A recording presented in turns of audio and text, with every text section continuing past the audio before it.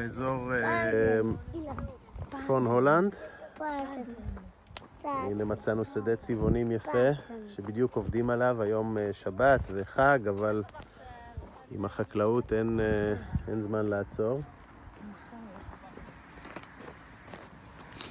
אתם רואים שעכשיו זה העונה שבה קוצרים את הפרחים של הצבעונים. אלה כבר צבעונים שקצרו אותם כדי לאפשר לצמח לתת את כל הכוח שלו לפקעת שתגדל ותתפח ואפשר יהיה למכור אותה. הגידול, כל הצבעונים שגדלים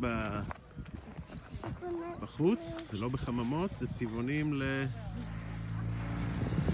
לפקעות. זה לא לפרחים, זה לפקעות.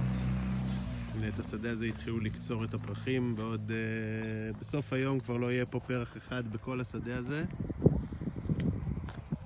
תפסנו את זה בזמן.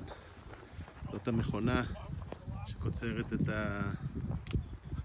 הפרחים, ואלה העובדים בהפסקת הצהריים שלהם.